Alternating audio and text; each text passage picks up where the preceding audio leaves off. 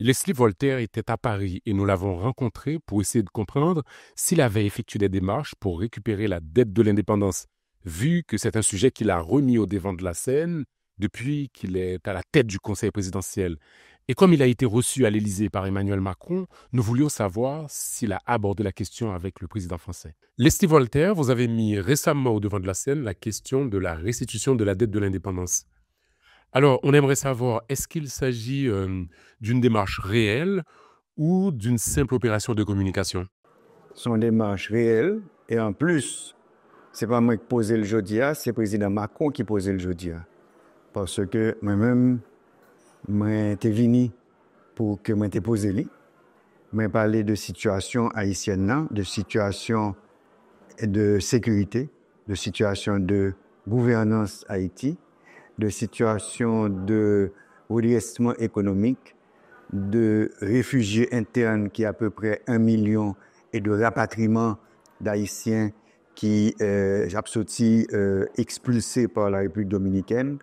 On parle de trafic de drogue, de trafic humain, de trafic d'organes, de trafic de munitions qu'a fait de la République dominicaine vers Haïti, des États-Unis vers Haïti, de la Colombie vers Haïti.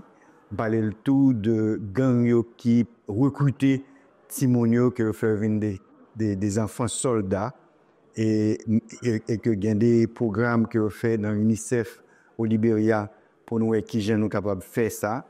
On parle de aider la police haïtienne, de aider que nous transformer force multinationale kenyenne en une force de maintien de la paix et que pour l'aider nous travailler avec la Chine, il dit que nous pouvons travailler avec la Chine pour que la Chine permette que l'ONU finance les forces de maintien de la paix ça. Et la mi-temps conversation, hein, c'est lui-même qui vient, il dit et question de réparation et de restitution. Moi, je dis que réparation est intéressant parce que son mouvement mondial que lié et que n'est pas normal que élèves français, étudiants français, population française pas connaît que la France a gagné un système esclavagiste que l'y établi à Saint-Domingue et que monarchie française là écrit un code, les codes noirs qui a inventé des classifications, des catégorisations selon la couleur de la peau, blanc, carteron, mulâtre, sacatra, grimaud, etc., qui c'est des séquelles que nous avons portées dans la société haïtienne. Et que nous, en plus de réparation, nous demandons une restitution parce que bon rançon que Charles X fait nous payer le 17 avril 1825 et pour que nous capables payer 150 millions de francs or, que nous obligés à le prêter sur les marchés financiers et français, donc c'est ça la double dette, et que nous subis pendant 150 ans, nous finissons payer en 1947, et Américains ont acheté dette ça, et Américains ont volé l'or qui était gagné dans la banque là, pour que eux-mêmes soient capables de venir contrôler la banque haïtienne. Non?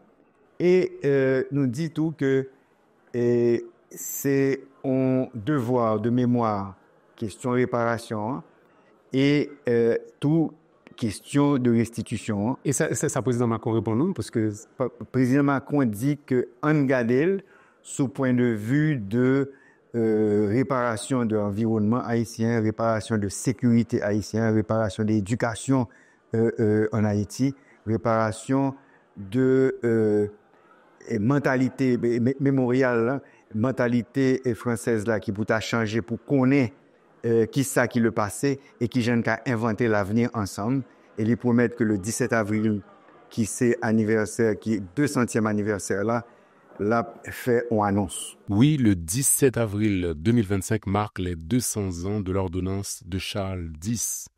Vous savez, cette ordonnance qui a reconnu officiellement l'indépendance d'Haïti par la France, moyennant le paiement de cette indemnité colossale de 150 millions de francs afin d'indemniser les anciens propriétaires esclavagistes. C'est donc une date très importante. Que va donc annoncer Emmanuel Macron? Va-t-il annoncer la restitution de cette dette ou va-t-il tout simplement noyer le poisson comme l'a fait François Hollande?